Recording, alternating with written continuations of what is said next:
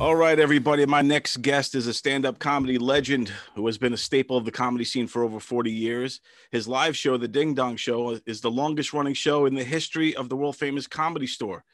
He's also the warm-up comic for the Jimmy Kimmel live show and host of Simply Don the podcast on YouTube. Here he is, folks, the man himself, Don Barris. Don. Hey, how are you? Good. Thanks for having me on, first of all, but I should correct you. Okay. 40 years would have been 1980. I don't think I could have done that. It hasn't been 40. When did you start? You started in the 80s, though, right? You were... Yeah, I moved out here in the late 80s. And So when I say here, I mean Los Angeles. And so you came out, where you from? Originally from Michigan, right? Michigan is exactly right. Boy, you've done your homework. I like that. Good job. Yeah, thank you. And yeah, so then you kind of get down and you're right on the tail end of the 80s boom into the world famous Comedy Store. Yes. And that's pretty much been your home base throughout your career, right? Yes, absolutely. Very cool. And I do want I know that you've been kind of going for the world record of the t-shirts, right? Wearing a different t-shirt every day. Ridiculous thing, but yes. Very cool. I want to see if we send you a t-shirt, will you wear ours? I absolutely will wear your t-shirt. So we have this shirt here. I don't know if you can see it because I got my background. Oh, you're awesome. Yeah, so you're awesome. T-shirt. It's put up, shut up, and stand up shirt. If you could see it right. I would definitely wear it. All right. In fact, anybody, what I'm trying to do in a mockery, I guess, I am trying to set the world record for the most different t-shirts worn on consecutive days. Now, at first, I thought it was ridiculous, and I started doing it, but I had no idea what the world record was. So the last 3 years, yeah, I'm trying to think, and I hope I'm not acting real stupid, but for the last 3 years, 18, 19, and 20, I wore different shirts every day. But I found that I had worn, like I'd buy a shirt, I'd put it in the pile of things to wear. And then as I was looking, when I was nearing 1,000 shirts, I looked back and I had bought some of the same shirts. So I'd worn the same shirt. So I said, okay, I'm going to stop right here. I'll get 1,000 out there and then I'll start over. And so I'm trying to set the world record. Then I found out what the world record was. Take a guess what the world record. Different shirts, consecutive days. Go ahead. I would say maybe 1,500 days. Can I tell you that you're full of shit? Can I say that on your show? Sure. Hey, you're full of shit. Oh, wow. I should probably bring my mic over. Could you hear me okay? Can you hear me better now? I hear you a little better now, but you sounded fine before. Now I don't see it. Yeah, there you go. I see it now. There you are. Everything's working. Yes. Fuck yeah. All right. So yeah, so 1,500 is crazy, huh? It's over 3,000. Wow. So that would mean this is a job that would take over 10 years. So I think it's more of like a social media thing, just to do something every day. And I was told how to do it better. And I've noticed that, I never tagged anything before, but this year I've tagged everything. So like right now, like I'll tag when I wear your shirt, I'll tag your shirt, and I'll hashtag this. And so I do that, but that's not what I'm most proud of in life. No, I know that you've done a lot, but this is pretty interesting thing because, there's so many kind of questions like, where do you keep all these t-shirts and keep track of it? Like you said before, you accidentally wore some, because now you're 15 days into this. What today's date? The 14th. So you're 14 days into this. Wow. You're very good at addition. I try my best, All right. What will I be at January 2nd, 2022? You'll be at 367. Fuck yeah. Right off the dome, I did that. I actually impressed myself with those math skills. So, but what is, I see in the background, I see Chicago Cubs, the Blackhawks, the Bulls, but you live in New York. What's your problem? This is the set of Wayne's World behind me. It's a fake background. It's my ode to them because we used to do a game show outside in GOVS comedy studio there, and we have our own studio. But when we all got quarantined, I felt like we were going back to old school kind of in-house in the basement like Wayne's World. So this is my homage to those guys. So that's where that comes from. And then interesting. Yeah. Not as interesting as my attempt to get 3,000 different shirts in 3,000 days, but hey man, we're gonna definitely send you this shirt, and I'm hoping other people send you shirts. Who knows? Well, can I just say this? If anybody wants to be part of it, and you can send anything. Let's say your dad is a guy by the name of Richard's Cockbuild, and he has a shop called Dick's Cocks. I would wear that shirt. So if you have anything local, your middle school, I'll wear that. Send anything 2XL to Don Barris. 7510 Suns. Oh, wait a minute. 7190. Excuse me. 7190 Sunset Boulevard, number 153, Los Angeles, California, 90046. Thank you for letting me get that out. Anybody wants to send me a shirt, I will wear it. Excellent. And I'm hoping that in 10 years I could talk to you again and that you've broken it. This will be the last time, Don. This is it. This is the only shot I get. Yeah, so you better be good. I thought us Don stuck together, man. Well, you were wrong on that. Well, you are, like I said, you are a comedy legend. You've been around for a very long time. You being, getting to the Comedy Store has so much history, and then you in '89 through now, you've probably seen so much history unfold. Yes, I have. I felt lucky enough. They just did a documentary on Showtime. Excellent documentary. Did you see it? Yeah, it was fantastic. Did you see me? I did see you. Yeah, I was in there a whole bunch. Yeah. So I was very honored to be part of that. I mean, they did interviews with everybody, and I did 2 days of interviews, and they did it from Letterman, anybody big in comedy, they have stuck in there. Even people that didn't hang out there, I think. Yeah, because like every comedy scene seems to be kind of cliquey in one way or another, and absolutely. I think that a lot of the Comedy Store right now, man, some of the greatest comedians of our time are in that Comedy Store clique. They're kind of like hanging out. I mean, some nights it's great to see those lineups of what's happening right now in comedy. And I bet you didn't know this, Don, if your people did their research before this fucking pandemic happened. March 11th, I will remember. It was the last day that I did a spot at the Comedy Store. I've signed an order tonight that will do the following. It prevents people from gathering in close proximity by banning and closing our bars and nightclubs. The day before, it was like, that's when the pandemic hit. On Jimmy Kimmel, this is how stupid I am. I didn't even know about any pandemic, and they started talking about it. The next day, that's when they closed shop on Kimmel, so I lost that gig. Hi, it's Jimmy. I hope you and your friends and your family are as well as can be expected in our new post-apocalyptic world. We are not on live this week for obvious reasons. And I had been, then every night I closed at the Comedy Store, and it broke my record. I had every day, this is every holiday, everything, for over 17 years.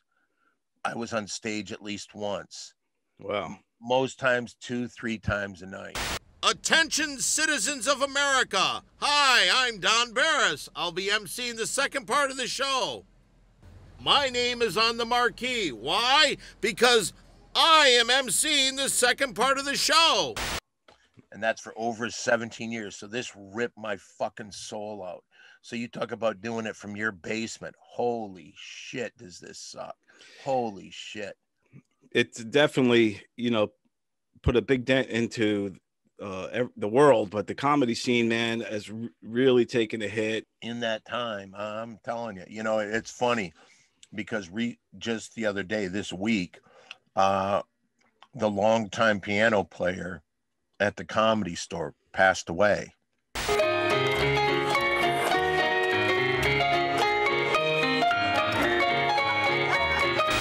Sorry, yeah. And so 2 nights ago, we had a big Zoom thing where everybody talked about it.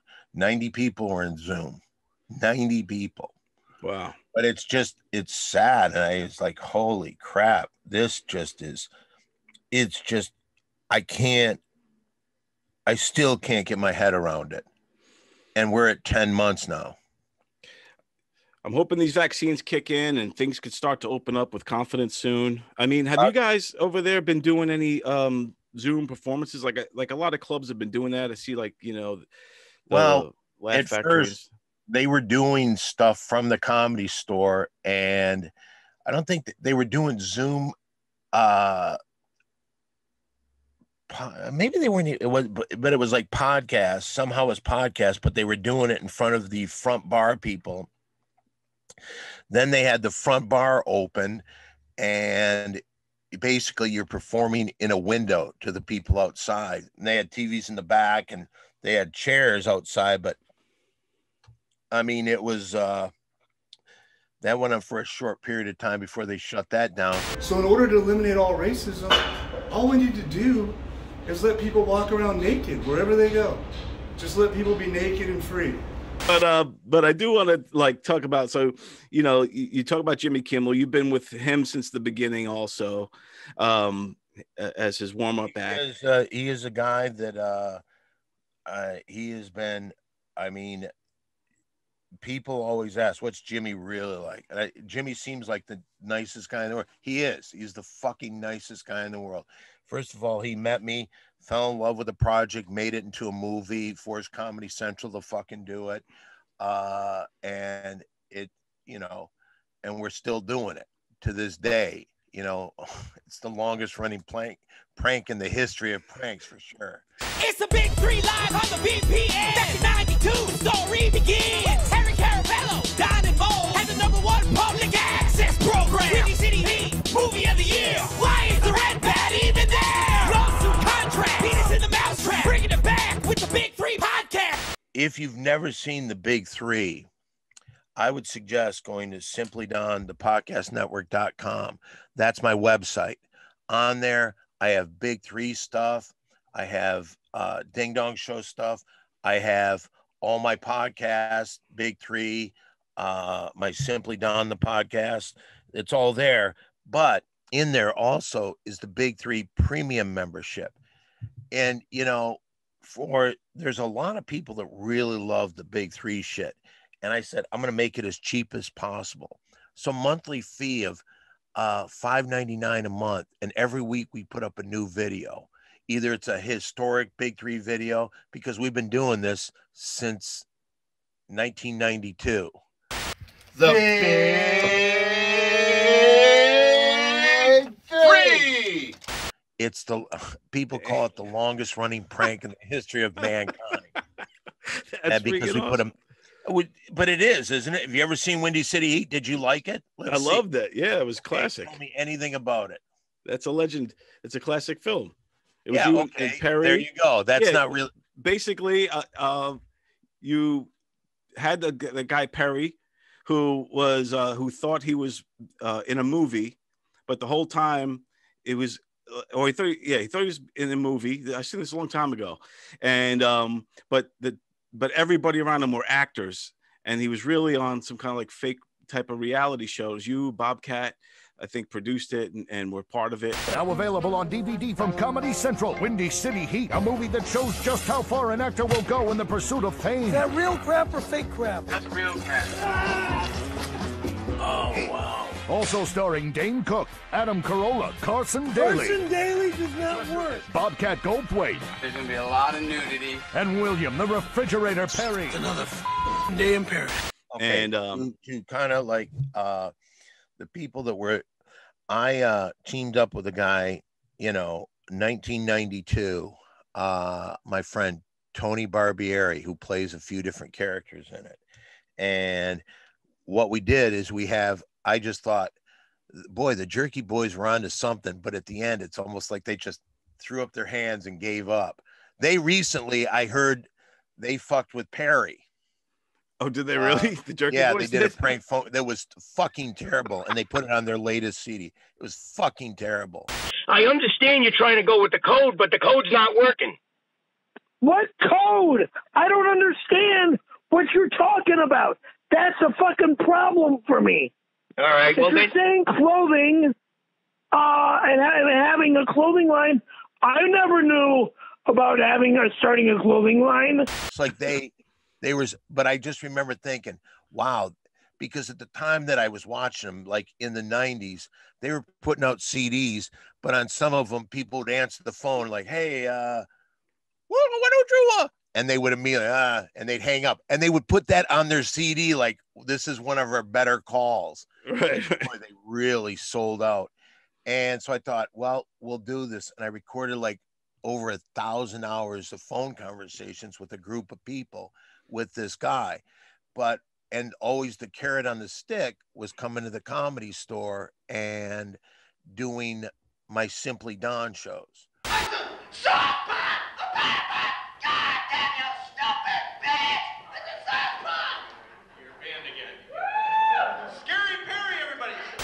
Well, it turned into something. Jimmy Kimmel made it into a movie. He's been nothing but great with it. So he produced this thing. He was the producer. He brought Bobcat Goldthwait in to direct it. And Bobcat did a phenomenal job, because when we shot this, it was just a week of shooting everything with things planned, but no idea where the movie's going to go. So it was like, okay, well, we're done with the movie. Editors, take it away. And that's what it became. And the editor and Bobcat, they did something very special. They did something really, really special. This is going to be a very, very sensual scene. There's going to be a lot of nudity. And with that, could we bring in stunts, please? Stunts. Thank you. Now, Perry, you'll step out. You go with, who's taking Perry? Who else is leaving? Why do I have to step out? I mean, I don't get to make love to... No, this is a stunt. When the scene is done, why don't you tell Bob that you don't want the stunt double anymore? That's all you gotta do. But you yell at me. What? You yell at me. You yelled at me. You're yelling at me. You yelled at me. You're yelling at me. You yelled at me. Shut up. You shut up.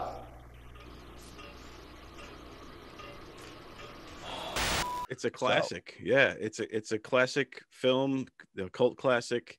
I loved it. You know, I remember watching it. I think it was still don't think you've ever seen it. I'll be honest with you. I have, man. I was like that when they come out in like the early 2000s, like 2004 or 5 or something. Yes. Yeah. So it was a long, you know, but I was still right. But let me tell you, there's still obsessed fans, and we still have podcasts. The same thing. It's a different one. What kind? It's one that doesn't have a fucking hole in it. Don't fucking swing at me, you fuck. I'm not swinging at you. I'll knock you the fuck out. Yeah, so and people think that it wasn't real. Some people think that. Well, that's because in New York, everybody's got all the answers, and they think, I'm from fucking Long Island. I know members of the mafia, and I know everything. I know how you guys act. So yeah, hey, this is bullshit. I will say this. There's been a lot of famous people that have loved the movie. I mean, a lot. But my favorite one was what's his fucking name from the Sex Pistols, the lead, John Lydon. Johnny Lydon, yeah. Yeah, he came out and he said, because like his band, his current band, they were in love with it. And like when they were on Jimmy Kimmel, guys that I knew said, would you talk to the band? Because they're obsessed with you guys. So we went and talked to them. But so it got so big that Lyman actually was asked about it in an interview. And he says, I happen to know for a fact that this whole thing is bullshit. This is an actor. Oh, really? Oh, really? Oh, he was so full of shit. But just the fact that he even saw it made me feel wonderful.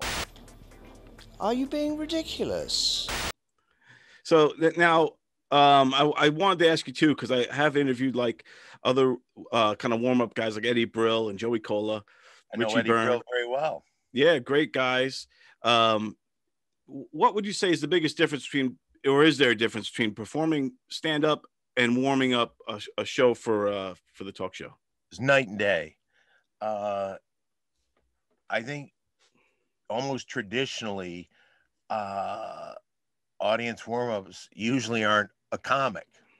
You know, they can be funny, but they're just there to tell people, okay, coming up next, sorry, get ready. You know, I did a lot of shows before Jimmy's been great because he's my friend. He's been nothing but cool as shit, and I've had a job. I was just handed a note that said there's something going on with Don. This is Don's pants. And that the three women in the front row seem to know what it is. What's going on with Don's pants right now? Fly was down. Oh, your fly was down. No, here's what happened. The zipper is broken. I didn't know that. Oh. And so it's permanently down. It's permanently down. But I zipped it. I kind of held it together. Your zipper has fallen and it can't get up. Is what's happening. You know, I mean, it's good because like all that goes towards pension and SAG and all that. And I've been working with him 17 years on that show alone. I did the Man Show. As a matter of fact, this hat, I know you can't see. I don't know. Do you video this or is it just all? Oh yeah, we show both. Yeah, this is great. The Man Show hat. This is the one that I wore at every audience warm-up for the Man Show, and I was there the whole Adam Carolla, Jimmy Kimmel Man Show. Wow, yeah, and that was a great show, man. I love that show, and I wouldn't go that far, but I did. I loved it as I was a younger guy and probably in my 20s at the time, and I loved it. And now girls that's right. jumping on. I remember you saying you like pussy. Yeah, I remember that. There you go. I got testosterone running through these veins, man. It was fun. Days of the show, we tape 2 a day, and I go there. And during the show, I get there early and I don't know why they wanted me there early, but I go there early, and I was there for hours, and I would just hang out mainly with the Juggy girls. Yeah, there you go. See, I would have loved to hang out with you over there. Yeah, I'm sure you would have. Yeah, two Dons on the prowl. I was probably a little. Don't forget, nothing ever happened for me, so I'm sure nothing would have ever happened for you. You're probably right. But what was cool, and like I said, I had plenty of time to do whatever I wanted. Just like, hey, he's here. We know he's here, so they wouldn't freak out. But I will tell you this: it was kind of cool. We did it at the Hollywood Center Studios in Santa Monica, and they had where they taped the Man Show, just around like in one of the studios was the original I Love Lucy. That's where they did all the I Love Lucy episodes. So I mean, it's kind of cool when you get on and you see history of and all that kind of stuff. And it was kind of cool to walk around that. Yeah, that's really cool, man. All right, I'm done telling stories. You got to ask me questions now. Well, I did want to talk to you because, I feel like, you work for a late night show, one of the best ones, one of my favorites that's currently running. Just a second. Sure. Hey, Don. Yeah. Don. Yes. All right, this is my friend, the Nouse. The Nouse is in the house. Hey, the Nouse. How you doing? I'm in the middle of a podcast right now. Okay, I'll talk to you later. All right, bye. All right, back to your question. All right, cool. So I was saying that, late night shows, have been getting some heat in some ways, that they're getting too political and losing viewers and all these things. I want to get you're inside of this. You know what's going on better than anyone that I know. Oh yeah, but who do you know? You know the fucking dudes that do your podcast. So you know nobody. Exactly. That's why I want to inquire and get your thoughts. Do you think that late night shows are in trouble? Well, I could give my opinion. I would say that I don't think they're in trouble, but I will say that it's probably best for me not to talk about things like that, because if I gave my honest opinion, I might upset somebody. and you never know. Sure, nobody watches this shit show, but I will tell you this. But somebody might tell somebody, and it gets back. I just don't want to take chances talking about. I am very happy. It is like, here's my job, just so you can. I have to work 4 days a week, and I was working 2 hours a day. So that's 8 hours a week. Yeah. And I made very good money. It's not worth pissing anybody off in any way. And I've had a way to piss a lot of people off.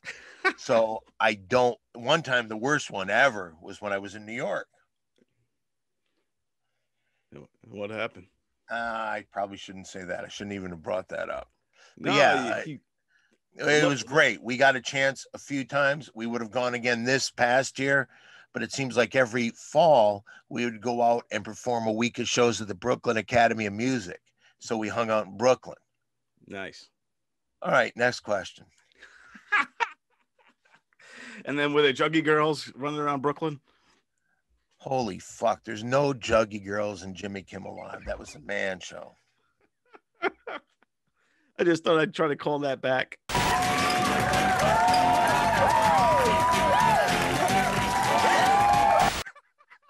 think this is a crock of shit. But you know what? Are you done with me? Anything else you'd like to ask before you go?